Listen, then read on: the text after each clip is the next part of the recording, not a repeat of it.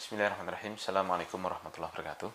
Alhamdulillah, salatu wassalamu ala rasulillah wa ala alihi wa sahbihi wa man wala mabad. Itulah talibat kelas 12 KMI yang dimuliakan Allah Subhanahu wa taala. Alhamdulillah kita bisa melanjutkan kembali pelajaran kita. Ya, dan ini kelanjutan dari pelajaran yang sama di bab ke 47 ya, dari bab mengolok-ngolok sesuatu yang ada di situ, ayat Allah atau penyebutan Allah atau penyebutan Nabi Muhammad lalu diperolok bagaimana hukumnya. Nah, kemarin terputus itu karena memang memori HP saya yang penuh, jadi tiba-tiba terputus di tengah jalan ya. Nah, ini ada kelanjutan yang harus saya baca, harus saya selesaikan ya. Masih di ayat yang pertama, wala in sa'altahum ya, di dalil yang pertama itu wala in sa'altahum la yaqulunna innama kunna nakhudhu wa nal'ab itu ya. Kita sampai di faedah yang kita bisa petik dari ayat itu.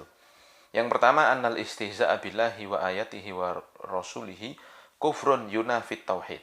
Bahwa bersendau-gurau, mengolok-ngolok Allah, mengolok-ngolok ayat Allah maupun mengolok-ngolok Rasulullah sallallahu alaihi wasallam, bercanda pakai bahannya adalah Allah, adalah agama Islam ataupun Rasul, ini kekufuran yang menghilangkan tauhid.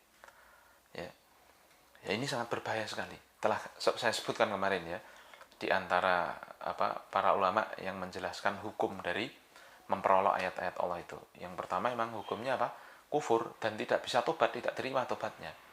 Ya, karena memang itu muncul dari orang yang tidak menghormati Allah, menghormati Rasul dan tidak menghormati agama Islam itu.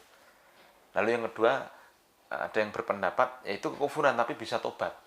Lalu yang ketiga, itu kekufuran bisa tobat tapi kalau tobatnya baik, dia menunjukkan kebaikan itu baru diterima. Tapi kalau tidak ya tidak diterima.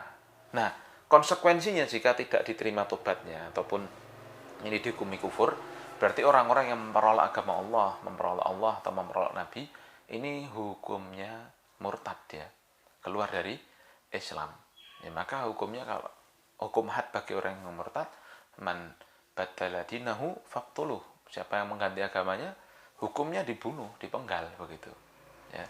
Maka ini perkara yang sangat luar biasa ya. Di zaman-zaman dahulu ya, di zaman Islam itu tegak, ya tentunya tidak ada yang berani ya, untuk melakukan perbuatan-perbuatan seperti ini ya. Tetapi ya, karena saat ini ya qadarul masyafa'al ya, umat Islam sendiri pun melemah ya keimanannya, banyak yang melemah, maksudnya bukan semuanya, kemudian ya di sebagian kaum muslimin yang lalai terhadap agamanya, akhirnya ya biasa. Bahkan kita kadang dengar sendiri dari orang-orang Islam bercandanya pakai agama. Waliyadzubillah, ini sifat orang mujrimin, ini orang-orang yang pendosa, bercanda-bercanda ngolok-ngolok agama itu.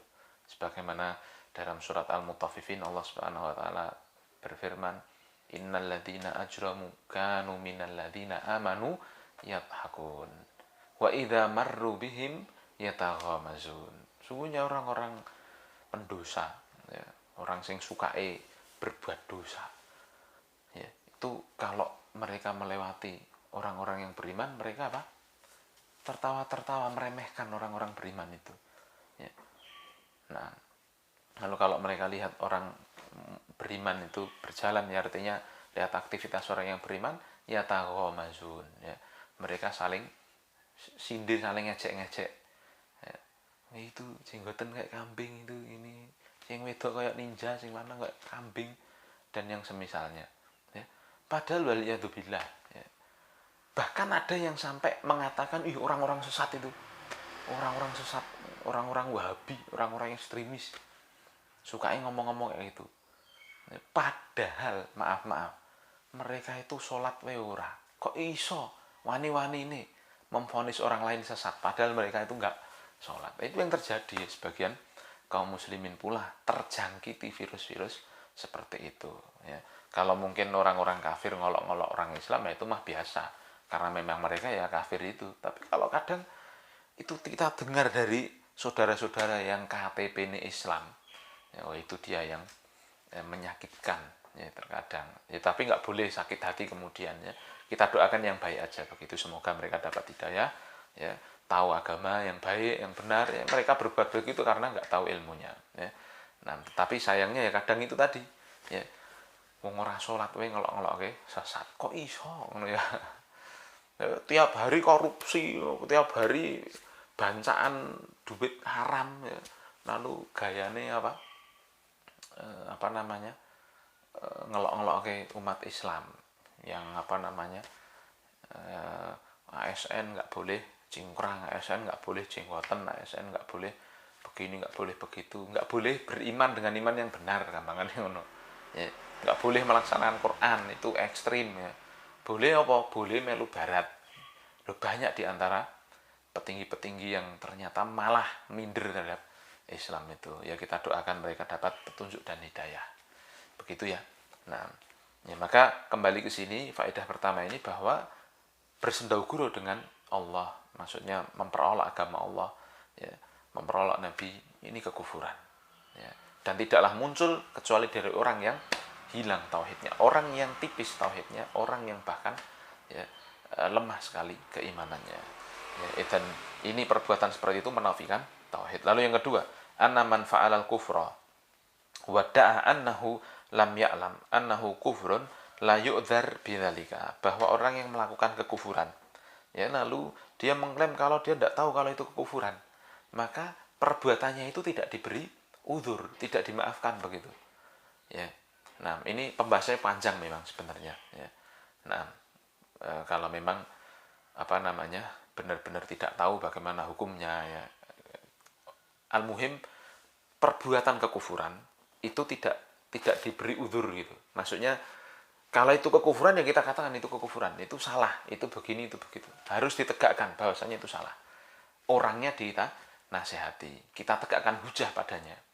Kalau dia masih ngeyel, kalau dia masih membantah, itu harusnya yang benar begini. Tapi dia ngeyel, oh begini ini. Nah, kita hilangkan syubhat dari dia, kita tegakkan hujah.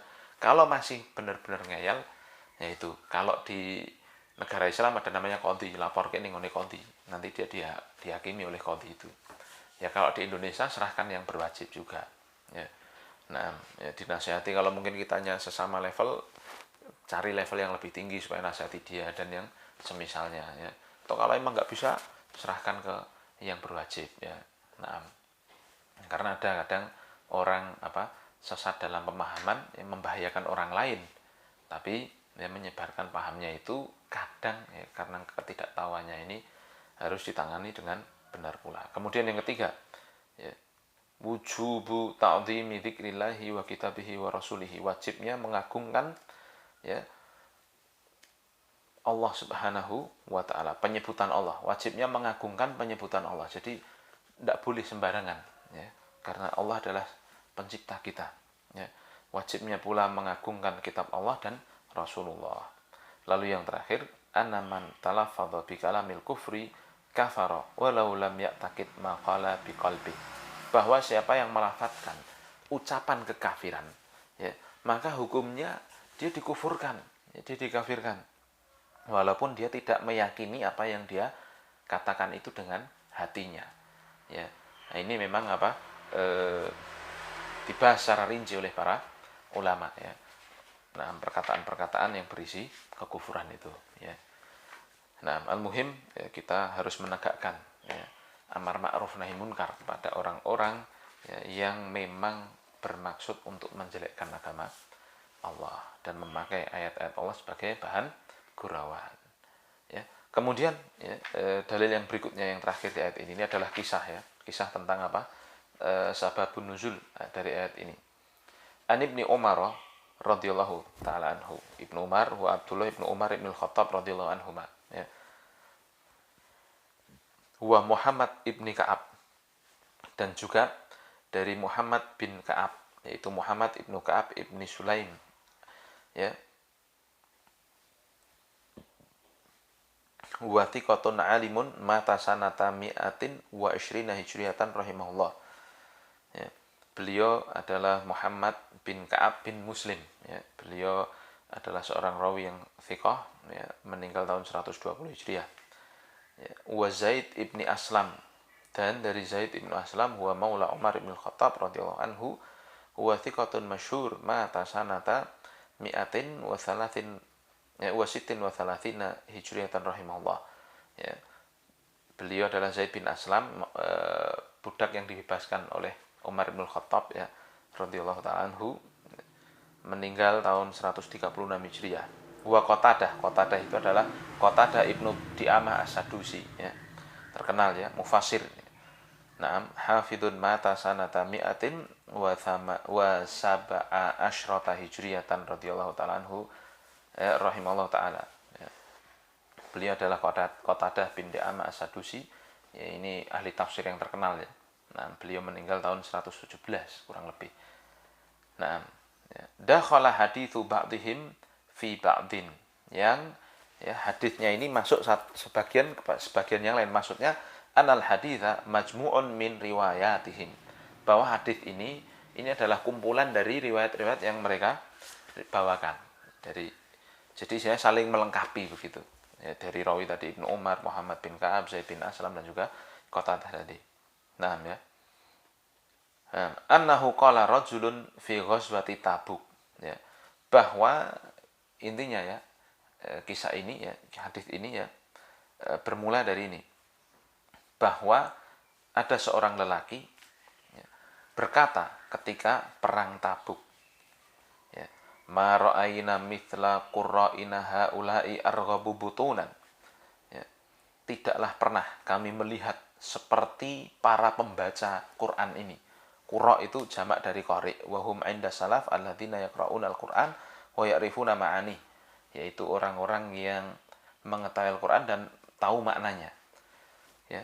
Arghabu butun ay ausa' butunan ya bi yasifunahum bi sa'atil butuni wa kathratil akal.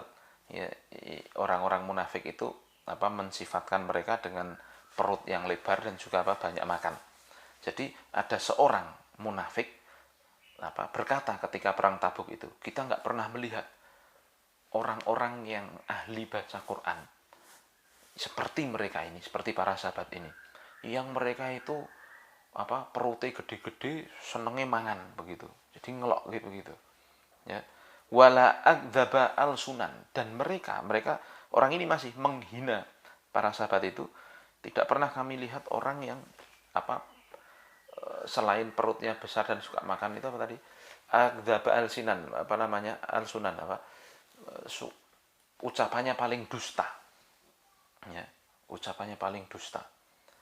Nah, wala ajbana indal liqa, dan tidak pernah kami tahu pula orang yang lebih takut, lebih pengecut ketika liqa. Liqa di sini maksudnya liqaul adu, ketika ketemu musuh, yaitu ketika di medan perang. Masya Allah. Jadi orang ini mensifati para sahabat dengan 3 sifat tadi. Orang yang banyak makan, ya, lalu paling dusta, dan juga paling takut kalau ketemu musuh. Yakni Rasulullah wa ashabahu al-qurra.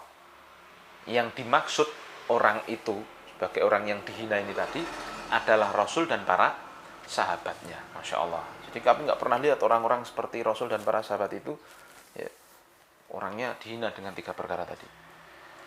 Dan faqala lahu Auf ibnu Malik. Maka ada sahabat yang mendengar ucapan ini.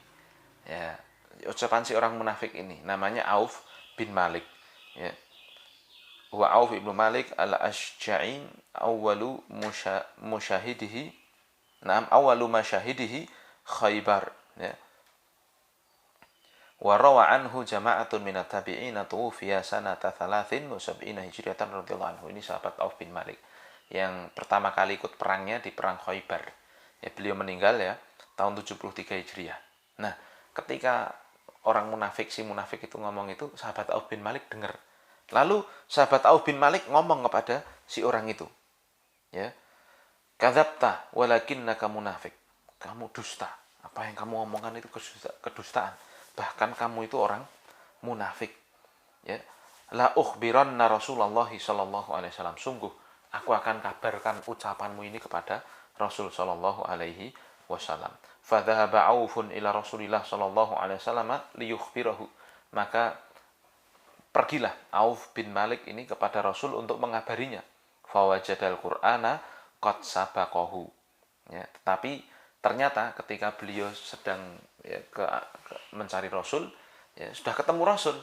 Nah, lalu beliau wajadal qur'ana qad sabaqahu ay ja'al wahyu minallahi bima qaluhu qabla wusulihi ila rasul. Ternyata ya wahyu telah datang kepada rasul terhadap apa yang mereka katakan itu, si orang-orang munafik tadi, ya, sebelum Auf bin Malik sampai kepada rasul. Nah, masya Allah ya. Nah, ya, faja'a dzalika ar-rajulu ila Rasulillah sallallahu alaihi wasallam. Ya, jadi istilahnya ketika Auf bin Malik sampai, Rasul sudah dapat wahyu tadi. Wala in sa'altahum, ya. Apa namanya? La yaqulunna innama kunna nakhudhu wa nal'ab, itu sudah turun wahyu itu. Jadi Allah lebih tahu, ya, lalu Allah memberi wahyu kepada Nabi Muhammad. Nah, Auf bin Malik baru setelahnya lapor itu. Nah, maka datanglah si orang munafik itu kepada Rasul sallallahu alaihi wasallam, ya. Wa qadir tahala wa raqibana qatahu, dan saat itu Rasul telah mulai beranjak dan naik ontanya. Faqala ya Rasul, maka si munafik itu dia mengatakan, wahai Rasul, innama kunna nakhudhu wa natahaddatsu haditsar ragbi nuqatti'u bihi anna tariq. Ya Rasul, dia minta maaf gitu istilahnya. Kami itu hanya nakhudhu wa natahaddatsu haditsar ragb. Kami itu hanya bersendahgurau dan ngomong-ngomong orang candaannya orang yang sedang safar, yang sedang naik kendaraan untuk memutus kebosanan gitu maksudnya, ya. Agar ya di jalan nggak bosan, kami ngobrol-ngobrol ambil bersendahgurau gitu. Nah, natabadalul hadits walam naqsid haqiqatal istihza. Dia ngomong kami ini hanya saling ngomong-ngomong, nggak niat untuk meremehkan, ya. Nah, qala Ibnu Umar, nah berkata Abdullah bin Umar. Jadi orang itu kan berkata, Rasulnya udah di atas kendaraan, di atas onta dalam satu riwayat. Orangnya ngomong di sampingnya, ya Rasul, kami itu kayak nyusul Rasul begitu. Kami itu nggak niat ngolok-ngolok ya Rasul. Kami hanya ngomong-ngomong untuk supaya nggak bosan di perjalanan, begitu istilahnya. Nah, maka Ibnu Umar mengomentari ketika Rasul di atas kendaraan, orang ini kan di bawahnya begitu, ya. Ka'anni amduru ilaihi muta'alliqan binas atina qati Rasulillah sallallahu alaihi wasallam. Aku seolah-olah melihat bahwa si munafik ini, ya, dia itu bergondeli kalau bahasa Jawa nih, menggantungi, megangi nas'ah itu adalah sairun, ya, madfurun aridun tusyaddu bihir rihal, tali kekang unta, ya. Jadi seolah-olah orang ini narik-narik gondeli tali kekang untani Rasul sallallahu alaihi wasallam, ya. Wa innal hijarata tanqubu rijlaihi, dan batu-batu dia kesandung-sandung batu begitu. Jadi sambil jalan mungkin ya dia melihatin Rasul sambil megangin area tali kekang untanya Rasul.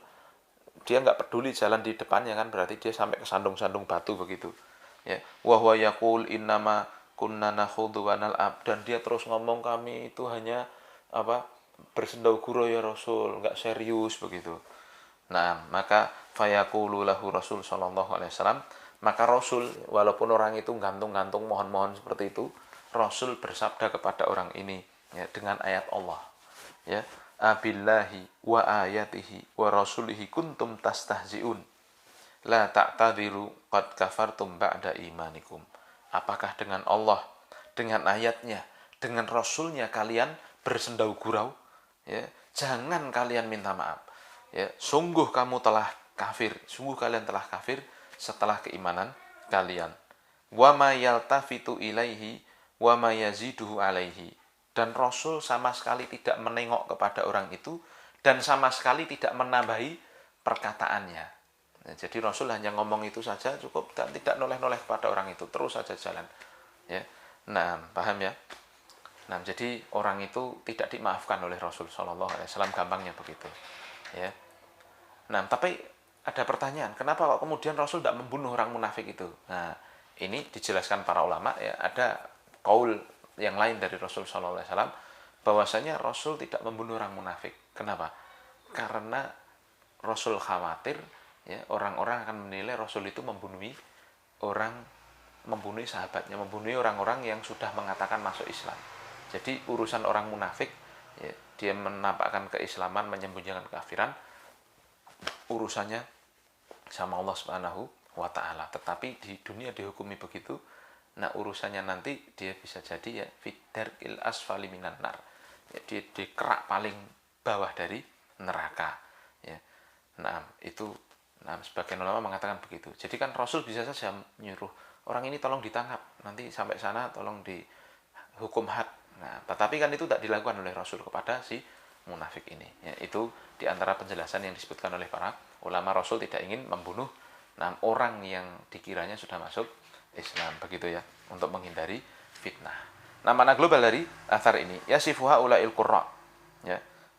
Maaf, yasifuha ulail ruwat, ya. Para rawi di sini mensifati ma hasala bainal munafiqina minal waqi'ati bi Rasulillah sallallahu alaihi wasallam wa ashabihi wa sukhriyati bihim, ya. Para rawi di sini menggambarkan apa yang terjadi antara orang-orang munafik, ya, dengan kenyataan yang ada pada diri mereka itu ketika mereka mengolok-olok Rasul dan para sahabatnya. Wadzalika lima tantawiya alaihi, ya, qulubu haula'il munafiqina minal kufri wal hikdi.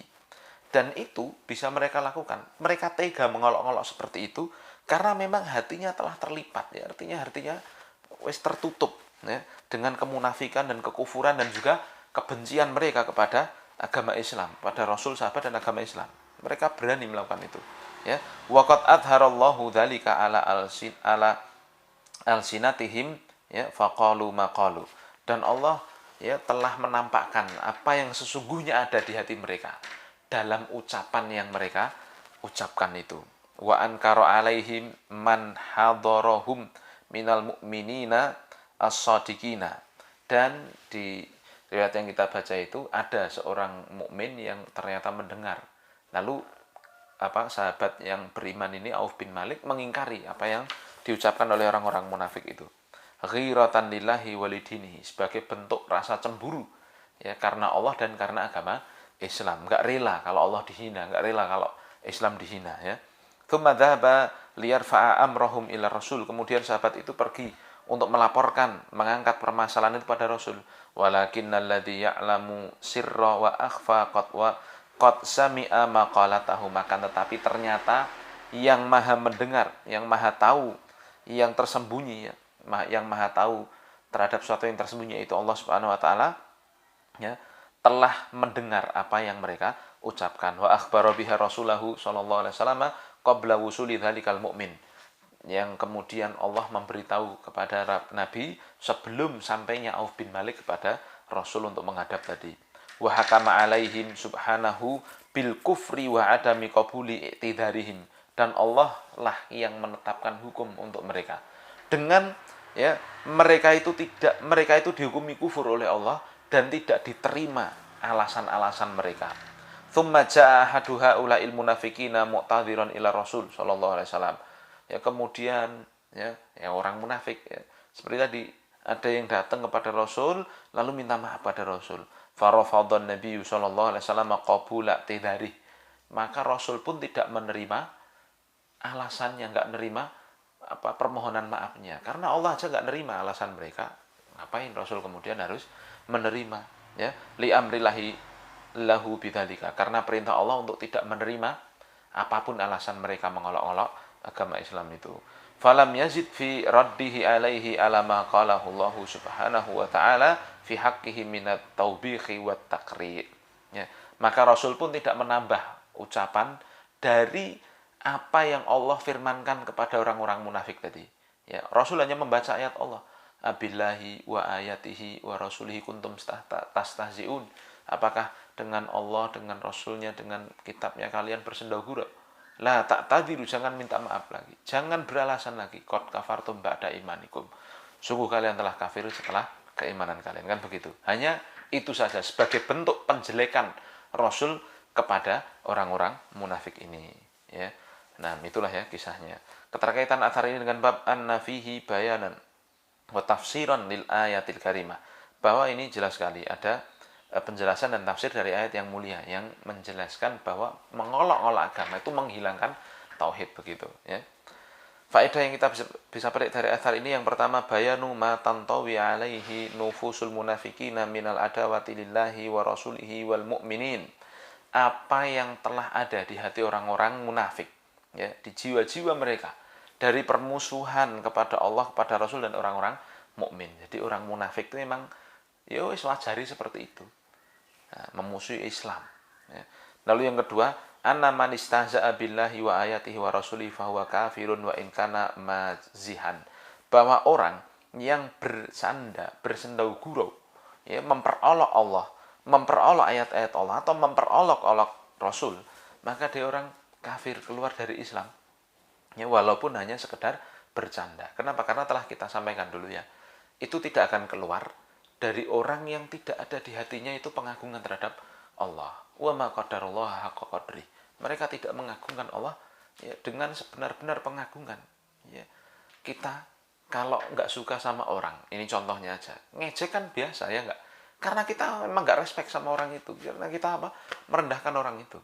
Tapi kalau ada orang yang kita sangat sayangi, orang tua kita misalkan ya, nggak akan berani kita mengejek-ngejeknya, jadikan bahan gurauan aja nggak berani. Nah itu bentuk kita menghormati orang tua kita. Nah pada Allah kok wani, pada agama Islam kok wani, pada Rasul kok berani sampai mengolok-olok, berarti itu menunjukkan memang di hatinya tidak respect, tidak suka terhadap Allah, tidak suka terhadap Rasul, tidak suka terhadap agama Islam ya. Maka begitulah hukumnya, dipahami ya. Kemudian yang ketiga, anna dzikra af'alil fusaqi liwulatil umur ya, liyarda'uhum laisa minal ghibah wan namimah. Bahwa melaporkan perbuatan-perbuatan kefasikan kepada wulatul umur ya, kepada yang berwenang, ini bukan merupakan ghibah ya, agar bukan merupakan ghibah dan namimah, agar wulatul umurnya itulah yang meluruskan masalah. Ini bukan ghibah, ini bukan namimah ya. Bal huwa minan nasihati lillahi wa li rasulihi wa li a'immatil muslimina wa ammatihim. Bahkan ini masuk dalam seperti hadis ya yang pernah Rasul sallallahu alaihi wasallam sampaikan ya, agama itu nasihat bagi Allah ya, agar Allah di sini kan kaitannya supaya tidak dihina, untuk Rasul ya, untuk seluruh pimpinan kaum yang beriman, pimpinan kaum muslimin ya, dan juga orang-orang awamnya, agar agama ini tegak, saling menasihati, bahwasanya kesalahan dikatakan yang salah, kebenaran dikatakan yang benar ya, dan kesalahannya diingkari dengan sesuai ya. Kemudian yang keempat, al-ghildzatu ala a'da'illahi wa rasulih ya, harusnya bersikap keras kepada musuh Allah dan Rasulnya ya. Nah ya, mereka memusuhi Allah kok ngapain kita sayangi ya. Mereka mengatakan Allah yang neko-neko kok ngapain kita sayangi. Coba ada orang menghina orang tua kita, ngomongkan orang tua gini, lalu kita kasih sayang sama mereka, mustahil kan begitu ya. Nah ya, lah kok ada orang yang seperti itu, ada orang nyeleneh kan biasanya begitu ya. Sama ada orang yang biasa-biasa ngakunya Islam tapi kok menghina Allah, menghina Rasul, menghina Nabi Muhammad, menghina Islam, tapi biasa-biasa ya, memang karena di hatinya tidak ada pemuliaan terhadap agama tadi. Nah, kemudian yang keenam, al-khaufu minan nifaq, fa innallaha subhanahu athbata lihaula imanan qabla an yaqulu ma qaluhu. Takut dari sifat kemunafikan, karena Allah Subhanahu wa taala di sini ya menetapkan bagi orang-orang itu keimanan, kemudian ya sebelum Allah menetapkan keimanan bagi mereka, sebelum mereka mengucapkan apa yang mereka ucapkan. Jadi kemunafikan itu menafikan keimanan begitu, menghilangkan keimanan. Jadi orang bisa keluar dari lingkaran keimanan itu kapan? Ketika jatuh dalam kemunafikan. Makanya hati-hati ya, tidak boleh bagi kita, harus hati-hati dari kemunafikan. Dan ingat ya, kalau bahas munafik, kemunafikan itu ada dua, munafik amali dan munafik i'tiqadi. Munafik amali itu yang disebutkan oleh Rasulnya tiga ciri orang munafik itu ya. Idza hadatsa kadziba, kalau ngomong dusta, wa idza tumina khana, kalau diberi amanah dia akan berkhianat ya. Wa idza wa'ada akhlafa, dan kalau dia berjanji dia mengingkari. Ini munafik amali, perbuatannya itu ngapusinan, gampangannya begitu. Adapun yang kedua ya, ini munafik i'tiqadi. Apa itu? Ini yang sedang kita bahas, yudhirul islama wa yukhfi al kufra wal billah. Dia menampakkan seolah-olah Islam tapi menyembunyikan kekafiran di dalam hatinya. Yang dihukumi sebagai keluar dari agama itu adalah yang kedua. Yang munafik i'tiqadi. Paham ya? Yang menghilangkan tauhid, menghilangkan keimanan itu adalah kemunafikan yang kedua. Adapun kemunafikan yang pertama itu dosa besar. Paham ya?